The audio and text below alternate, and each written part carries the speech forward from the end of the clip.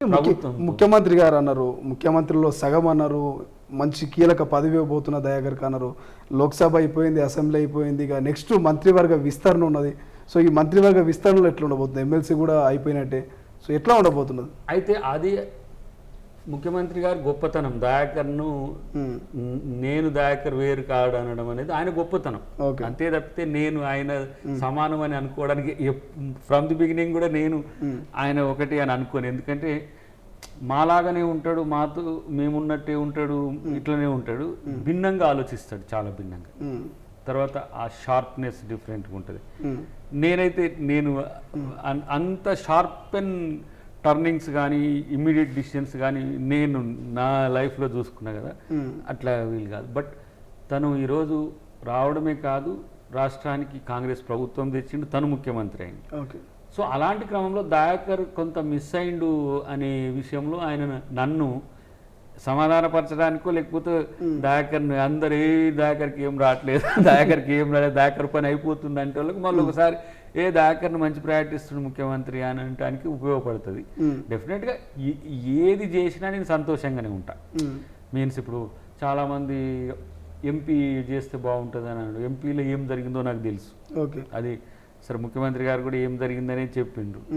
నేను పదవి కంటే కూడా ప్రభుత్వంలో ఉండాల్సిన అవసరం ఉంది అనేది మాత్రం అనుకుంటున్నారు అందరూ, అనుకోవాల్సిందే నేను కూడా. ఎందుకంటే తెలంగాణ కొరకు కొట్లాడి తెలంగాణ రావాలని ఇంత దాదాపు 20 years ఫైట్ అంతా నా 20 years life with Telangana. Of course నేను ప్రజా సంఘాల్లో ఉండొచ్చు, దళిత సంఘాల్లో ఉండొచ్చు, లేకపోతే మాలమానాడు ఉన్నా కూడా నా లక్ష్యం ఎప్పుడు కూడా తెలంగాణే ఉంది. తెలంగాణ కోసం తెలిసినంతగా మనకు మిగతా అంశాల్లో ఇంకెక్కువ తెలియదు. దేశం గురించి తెలుసు, రాజకీయాలు తెలుసు, కానీ ఇక్కడ ఎమ్మెల్సీనా లేకపోతే మీరు అంటున్నట్టు మంత్రివర్గ విస్తరణలో అవకాశం ఉంటుందా, లేకపోతే ఇంకేదైనా పిసిసి లాంటి ఇవన్నీ కూడా మీరిస్తున్న వార్తలే, మీ ద్వారా తెలుసుకుంటున్నాయి. నన్ను ఏం చేయాలనేది నాకంటే ఎక్కువ మా ముఖ్యమంత్రి గారికి ఎరక. నేను అదే వారికి చెప్పినా కూడా నా బలాలేంటి బలహీనతలు ఏందని నాకంటే వారికి ఎక్కువ ఎరక. దయాకర్ ఎప్పుడు ఆవేశపడతాడు, ఎప్పుడు సమాధానంగా ఉంటాడు, అసలు ఇట్లాంటివనికి ఏ పదవి ఇస్తే మంచిగా ఉంటుంది, అసలు తెలివి కల్లోడైనా అసలు పనికి వస్తాడా అనేది ఆయనకు బాగా తెలిసి ఉంటుంది. అన్న మీరు నిర్ణయం తీసుకోండి అని చెప్పిన నేను. రాలేదు అని ఎప్పుడు ఫీల్ అయ్యేది ఉండదు, రావాలని ఆరాటం ఉండదు, వస్తే వద్దనేది లేదు. ఏదైనా సరే అది అది ఆ నిర్ణయం అంతా కూడా నేను ఉత్తమ్ గారిని కూడా ఒకసారి కలిసినప్పుడు చెప్పిన, ఎట్లా దయాకర్ ఏంటి అని అంటే, సార్ మీరు నిర్ణయం తీసుకోరు అని చెప్పిన. భట్టి గారికి కూడా అదే చెప్పిన.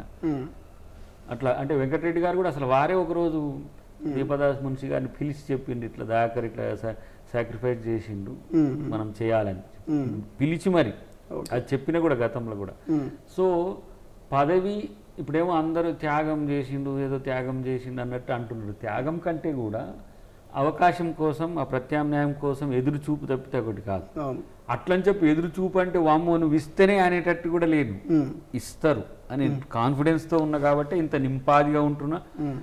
అంతకంటే ఎక్కువ పార్టీ ప్రభుత్వంలో ఉన్న, ప్రతిపక్షంలో ఉన్నప్పుడు ఏ విధంగా కొట్లాడినాము, అధికార పక్షంలో ఉన్నప్పుడు కూడా సమస్యల పరిష్కారానికి అదే దిశగా ఉంటాం. నేను అందుకని చాలామందికి మిత్రులకు కూడా చెప్తున్నా, నేను సమస్య వస్తే నేరుగా మంత్రుడిని కలవండి, బ్యూరోక్రాట్స్ని కలవండి, లేదంటే ముఖ్యమంత్రి గారు కలవాలంటే అడ్వైజర్స్ ఉన్నారు, లేదంటే ఇంకా కావాల్సి ఉంటే మీరు వివిధ మాలాంటి వాళ్ళం కూడా మేము సమాచారం ఇవ్వగలం. కాబట్టి ప్రభుత్వము వినే ప్రభుత్వం ఇది. వినని కేసీఆర్ని చూసి కేసీఆర్ మాదిరిగా రేవంత్ రెడ్డి గారు అనుకోకండి అని మాత్రమే చెప్పదలుచుకున్నాను. ఎందుకంటే విని ఇప్పుడు ఒక సమస్య వచ్చిందంటే అది పరిష్కరించకపోతే ప్రభుత్వం తప్పు, లేదంటే ప్రభుత్వ పెద్దల తప్పు.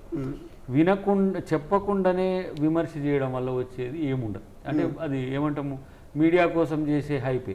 నిజంగా సమస్య పరిష్కారం కావాలనుకున్నప్పుడు ఆ సమస్యను ప్రభుత్వం దృష్టికి తీసుకొస్తే మేము వినలేదనుకోండి, డెఫినెట్గా దాని మీద మీరు అనొచ్చు. కానీ చెప్పకుండా ప్రభుత్వం చేస్తలేదు అనేది. మొన్న కూడా నేను ఇప్పుడు అమరవీరులది కూడా చాలా స్ట్రింజెంట్గా, లేదంటే ఇంకా చాలా పకడ్బందీగా చేయాలనేటానికి దాన్ని హౌస్లో చర్చించి ఒక స్టాట్యూటరీ బాడీ వేసి వాళ్లకు నిరంతరం, ఇప్పుడు మనకు స్వాతంత్ర సమర యోధులకు వస్తుంది పెన్షన్, ఎట్లా వస్తుంది అట్లా మీరు ఎన్ని చేసినా కూడా ఇక దాన్ని ఆపేది ఎవరు ఉండదు. అసలు మనకు కొన్ని అడ్రస్లు లేవు, కొన్ని అవి లేవు, వాటిని అన్నిటికి కూడా ఒక కమిటీ వేసి, ఉద్యమకారులతో కూడిన కమిటీ వేసి ప్రభుత్వం అందరి సలహాలు తీసుకొని అన్ని పక్షాలవి కూడా టీఆర్ఎస్తో పాటు అందరి పక్షాల సలహాలు తీసుకున్న తర్వాత ఒక సమగ్రంగా ఒక నివేదికను తీసుకొని దాని నుంచి ప్రణాళికబద్ధంగా పోవాలనే ఆలోచనతో ఉన్నది. దాన్ని మనోళ్ళు ఇప్పుడు 100 రోజుల్లోనే మీరు ఇవ్వలేదు అది దాన్ని విమర్శిస్తే నేనేమన్నంటే ఇప్పుడు 10.5 సంవత్సరాలు అసలు ఆయన చేసుకోవచ్చు. దానికి ఎగ్జాంపుల్ కోదండరామ్ గారు లాంటి వాళ్ళు, మిగతా చుక్కరామయ్య గారు లాంటి వాళ్ళు సలహాలు తీసుకుంటుంది ప్రభుత్వం, తీసుకొని అందుకనే వారిని కూడా పరామర్శకపోయింది కూడా అందుకనే. ఉద్యమకారులను అమరవీరులను కేసీఆర్ గారు అవమానించినట్టుగా కాంగ్రెస్ పార్టీ చేయదు. ఇంకా వీలైతే ఇంకెంత మేలు చేయాలి, అసలు ఎంతవరకు చర్చ పోయింది, జైళ్ళకు పోయిన వాళ్ళు ఎవరు, కేసులు అయిన వాళ్ళు ఎవరు, కేసులు కాకుండా నిరంతరం మూవ్మెంట్లో ఉన్న వాళ్ళు ఎవరు, ఇవన్నీ కూడా చర్చకు వచ్చినాయి. అసలైన తొలి వెలుగు. ఫాలో వాట్సాప్ @తొలి వెలుగు official.